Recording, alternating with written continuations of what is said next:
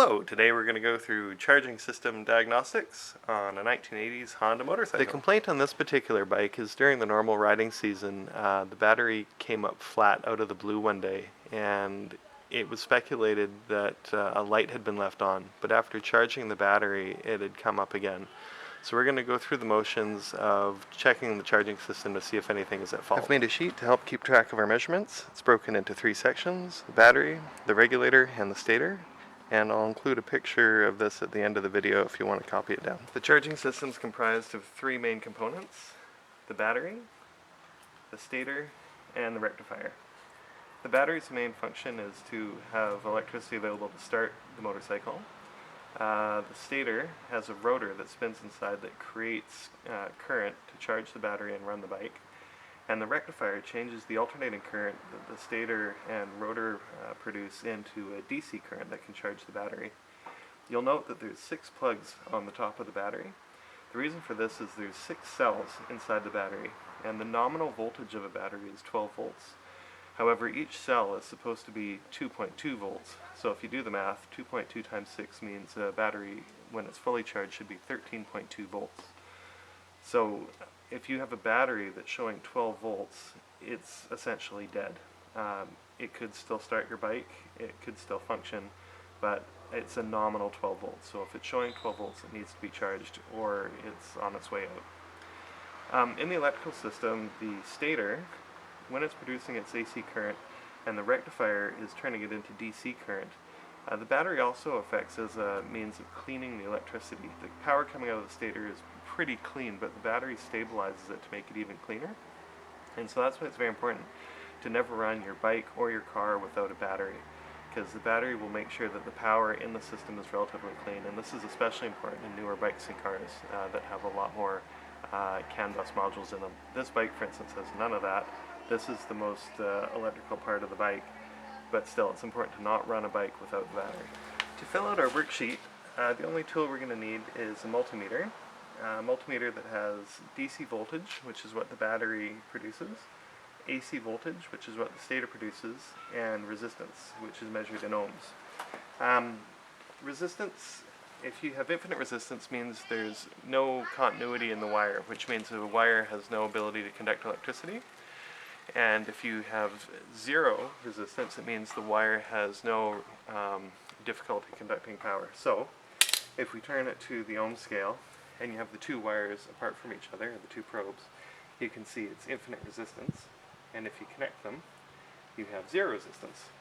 So then the wire is unhindered in conducting. So we're going to take some measurements, both on the DC voltage scale and the AC voltage scale. We're going to take a few resistance measurements as well. Okay, the first step is to remove the side covers to reveal the wiring connections for the stator and rectifier. Here and here. And then we'll remove the other side cover to reveal the battery, which is here. So the very first thing we want to do is to make sure that the grounding on the bike is correct. Oftentimes, if an engine's been taken out and worked on and reinstalled in the bike, sometimes the grounds aren't all there. This bike has a very simple grounding setup. It's got the ground that goes from the battery here just to the engine case right here. And what you're looking for is to make sure the cables aren't all frayed or damaged. Actually, this little chassis ground is looking a little beat up there, but it's still connected, so it's not hugely suspect. But if you've had engine work and you now have a charging problem, it would be worthwhile to definitely check out your grounds and make sure that the grounds are tight and present. Sometimes the ground's been forgotten or it's not bolted in the right spot. But that's our first check. We just want to make sure that the grounding is free from fraying and it's all connected and tight and it's not loose and obviously present. So the first step is to measure the voltage that's inside the battery on the bike. This is the negative side, and this is the lead from the positive side going to the starting relay. So we'll put our multimeter on the DCVolts 20 volt scale, and then we'll put the negative probe on the negative and the positive probe on the positive, which is right here, and we'll see what we get. Okay, so this battery has been recently charged, and it's showing 2.2 0.2625 volts, which is not ideal. A poor man's way of determining state of charge is to think of 12 volts as 0% and 13 volts as 100%. So if the battery is showing 12.25, essentially the battery is 25% charged, which is an issue because it's been charged for quite a while. So this battery, I believe, is on its way out. But we're going to do another test where we leave the ignition and the headlight on for a minute and see how much current or voltage is left in the battery at that time. Okay, so let's turn the bike on for a minute and let the headlight run and the lights run and see how much battery voltage we have left after the minute. Okay, we've run the ancillary lights for a minute and we've let the battery rest for a couple minutes, and it should be noted that the battery's voltage will go down after it's been used, but it will slowly return. So we want to see how much this voltage has returned in the battery after running the lights for a minute. So put the positive probe on positive, we're on the DC voltage scale for 20 volts, and we're showing 12.0708. So I'd say this battery's done. You know, it's lost a lot of voltage just by running the lights for a minute. It's had a few minutes to recover its voltage. I don't think it's the main cause of our charging issue, but it can't remain in service, so we're going to have to replace this battery anyway. But yeah, I mean, as batteries age, they just lose their ability to hold voltage. It's almost as if every time you use it, it shrinks just a very tiny bit, but over time its capacity is so diminished that it's not able to hold a charge. So we'll replace this battery as our one of the things we're going to do, but we'll go through the motions of checking out the rest of the charging systems. Okay, let's enter our measured data on the sheet. So the battery resting voltage after being charged, that was 12.25 volts, DC volts. And the battery voltage after the lights were on for a minute, and then when we let it rest for a couple minutes, that came out at 12.08. And we know that the battery is 12 volts nominal. So our recommendation in this case is to replace the battery. And we also made sure that the wires are free of damage, connections are tight, and all the grounds are present. We had a look, and it seemed to be okay. And again, just to reiterate, it's nominal 12 volts. So if you're 12 volts or below, the battery's in bad shape. So that's why we want to replace it. Okay, now we're going to go on to the regulator rectifier section. So what we're going to do is make sure that the regulator is being fed with battery voltage with the key off and the engine off. And then we're going to make sure that the voltage detection circuit's okay as well, that it'll see voltage when the key is on and the engine's off.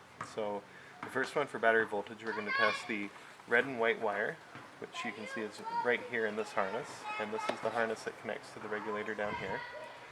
So this red and white wire should have battery voltage when the key is off and the engine's off, and then the black wire back here should have battery voltage when the key is on and the engine's off. So let's try it. We'll take our multimeter and we'll bring it to DCVolts scale. We'll make sure that the key is in the off position, and then we're going to put the red probe onto the black and white wire, and you can probe it from the back side of the connector as long as you get a good connection. And then I'm going to take this negative and put it right on the battery so we get a really good negative, or good ground rather. And there we go, we're showing battery voltage, which has come up to 12.1 volts. Now let's do the black wire and see if we get battery voltage when the key is on. So we'll turn the key on, we'll put the red probe onto the black wire from the back, and then we'll go to the battery negative to get a solid ground. And we're showing 10 volts, but I believe that's just because the battery is not doing so well. But we are showing voltage with the key on. And just to confirm, if we turn the key off, the voltage goes away. So that means the voltage detection circuit works. Okay, let's enter those values onto our sheet. So we saw 12.1 DC volts with the key off and the engine off for the red and white regulator battery voltage. And then when we had the voltage detection system tested with the key on and the engine off, we were measuring 9.66 volts, DC volts. And again, I think this voltage was so low because the battery is in really poor health. Next, what we're going to do is we're going to check the regulator ground and just make sure that the regulator is grounded properly. So we're going to do a resistance test using the multimeter to see if there's any resistance from the ground to the regulator ground. And here we've got a note that says it should be less than 1 ohm, so we'll be on the lower ohm scale circuit on our multimeter. Okay, now we're going to test the ground on the regulator, which is green wire in this harness. So we're going to turn the multimeter to ohms. We'll go to the 2000 ohm scale because we're expecting 1 ohm or less. And it doesn't matter which probe you put on here, but we'll just do red on the green wire in the harness, and then I'll put the black wire right on the battery to make sure we have a really good ground measurement. And we are showing, we're showing 0 ohms. So we have perfect continuity between the battery ground and the regulator ground. So we're good there. Okay, let's record our observed resistance, and it was 0 ohms. So we've got good continuity between the regulator ground and the chassis battery ground. Now we're going to go to the regulator diode leakage. So we're just going to make sure that the diodes in the regulator are working okay. So with the engine and the key off, we want to make sure that we don't have a lot of voltage coming out of the individual legs of the rectifier. And let's go through that now. Okay, and our next test is to test the diodes in the rectifier here. You'll see that there's 3 yellow wires coming into it, and those are the power wires from the stator coming into the regulator, and in effect it's a DC bridge rectifier that produces the DC voltage that goes out to your battery. So what we want to do is we want to test each one of the legs from the stator to the rectifier to make sure it's not bleeding voltage back into the stator. So we're going to undo this connector here, and you'll see on the connector it's got 3 yellow wires, a black and a white wire. So with those 3 yellow wires, we want to test each one and make sure we don't have voltage leading from the battery back into the stator. So we'll take our multimeter and we're going to put it on the 20 volt scale, or 20 DC volt scale, and we'll probe each of these wires, and I've got the negative running to the negative battery on the bike. And I'm getting 0 volts for 1, 0 volts for 2, and 0 volts for 3. So that's great. I'm not seeing any bleeding through the regulator rectifier going back into the stator. So that's good. Okay, so let's enter our findings on the sheet here. So we didn't find any regulator diode leakage. So we've got 0 DC volts, 0 DC volts, 0 DC volts on all 3 of the yellow legs on the regulator rectifier. So the last thing we have to check out, which I'm saving for last because I didn't want to start the bike yet, would be to see what we're getting from the regulator at the battery. So when the engine's running, what DC volts do we have at idle, and what DC volts do we have, at a slightly elevated idle? Like, does it change from low to high revs? So let's fire the bike up, and we'll measure the DC volts at the battery and see what kind of voltage we're getting. Before you do this test, remember to reconnect the stator to rectifier harness so that the stator will be providing power to the regulator rectifier. Okay, let's give it a shot. Okay, the bike's running now. So we're going to put the multimeter on DC volts, and we're going to see how much voltage we're getting at the battery with the bike running. So the stator is providing power to the bike, and we're only seeing 10.7, 10.8 volts, which is no good. When the bike's running, you should be seeing 13 to 15 volts. So we're going to record this, and then we'll increase the throttle and see if we get more with a higher throttle. So here we go.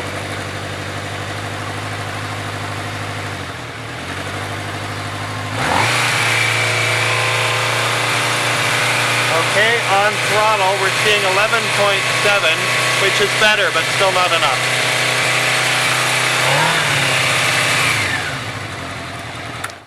Okay, so when we had the bike at idle, we were seeing 10.7 DC volts, and when we cranked up the revs, we were seeing 11.7 DC volts. So that's no good.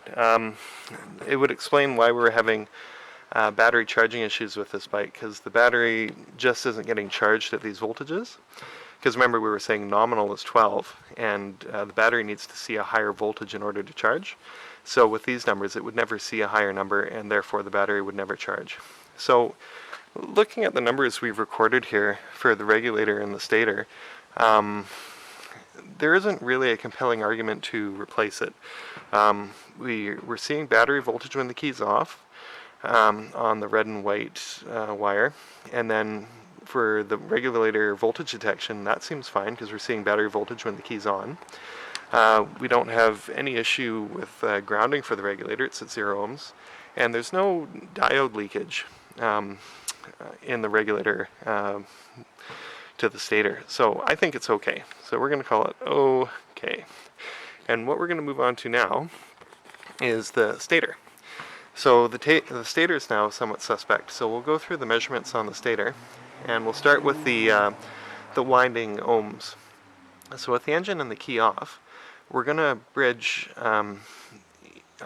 winding to winding to see what kind of resistance we're getting. And we'll go through that now. Okay, for the next test, we're going to want to disconnect this connector again. And we're going to take measurements on the stator side of the connector. So this connector runs right to the stator, and this one's to the rectifier. So we don't want to measure this one now. We're going to measure this one for the stator.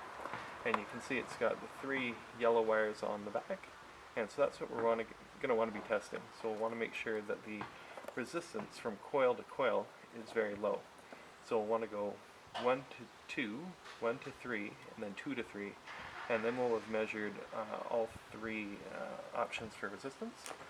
So we'll take our multimeter and we'll put it on the ohm scale for 2000 ohms. And then we're just going to probe the connector and make sure that we don't have any resistance from winding to winding. So we'll go 1 to 2, and we're showing 0.001 ohms. Then we'll go 1 to 3, and we're showing 0.001 ohms. And then we're going to go 2 to 3, and we're showing 0.001 ohms.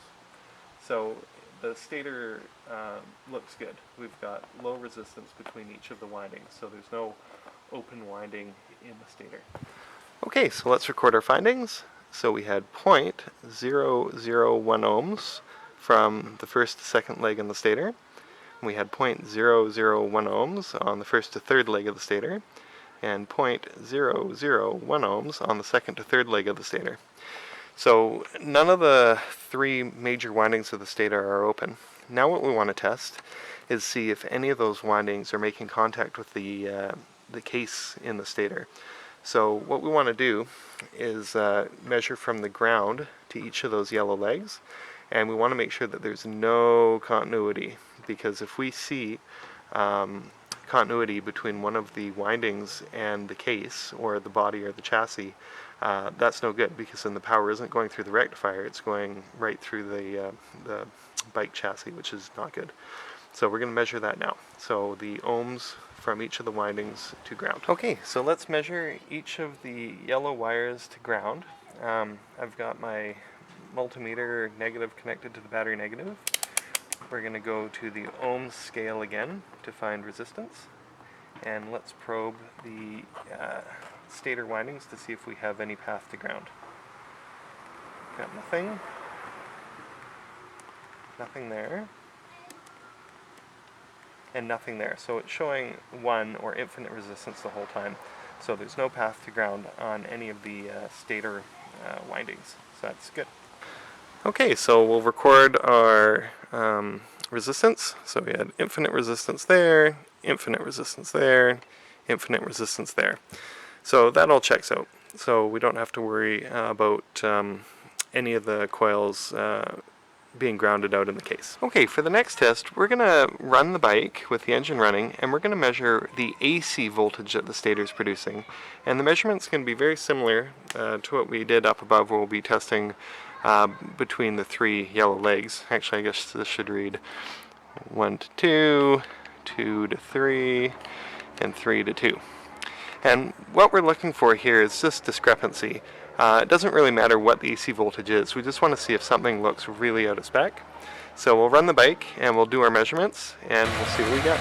Okay, for this next test I've reconnected the harness, and we'll remember that the yellow wires are the 3 in the back, and we need to have the harness connected because the field coil needs to energize the stator to produce electricity. So what we're looking for is the difference in AC voltage between each of the windings. So we're going to take our multimeter here and put it onto ACVolts, the lowest scale, and then we're going to probe each one of these connectors. So between 1 and 2, we're seeing 7 volts or thereabouts, and then between 1 and 3, 7 and change. And between 2 and 3, we're seeing 7 and change. So we're okay with that. What we wanted to make sure is that there wasn't a lot of deviation, and we're seeing about 7.5 volts between windings. Okay, so let's record what we measured here. So we measured about, I think it was 7.4, and this was 7.4, and this was about 7.3 if I remember correctly. So again, we're looking for consistency, and we're seeing consistency here between each of the coils when it's producing power. And the way it produces power is it has what's known as an exciter circuit or a field coil. And how that works is the stator is just a bunch of copper windings, and having permanent magnets in there is kind of expensive. So what they do is pretty clever. They actually induce a current into a separate winding into the stator and turn it into a magnet, so then it becomes a motor. Okay, so we're going to disconnect this harness one more time, and we're going to want to measure the exciter or the field circuit.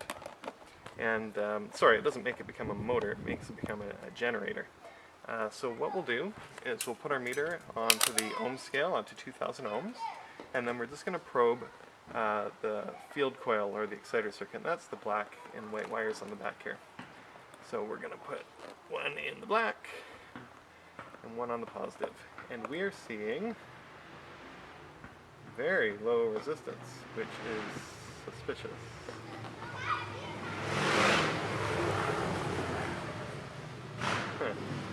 Okay, so we've got 0.001 ohms on the exciter circuit, which is a little suspect. So let's record that. Okay, so let's record our observed resistance in the field coil, and we found that it was 0.001. Now, I believe the factory spec for this is supposed to be something like 5 ohms, but you can contact the dealer or a bike shop that has catalog with the specs for these sorts of things, and they can tell you what the field coil resistance should be. But the field coil is important because it's how it becomes a generator. Since there's no permanent magnets in the stator, it uses the copper windings to turn itself into a magnet, and then with the rotor spinning inside the stator, it creates electricity. So let's see if we can find a way to verify if this is out of spec.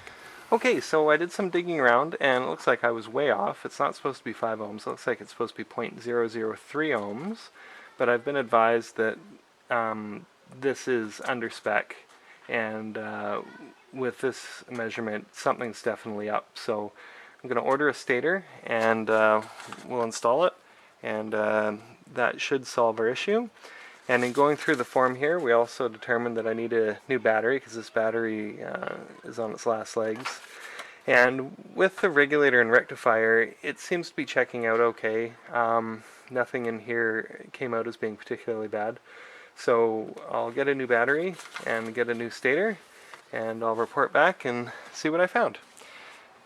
I'd say job partly done, and thank you all for watching.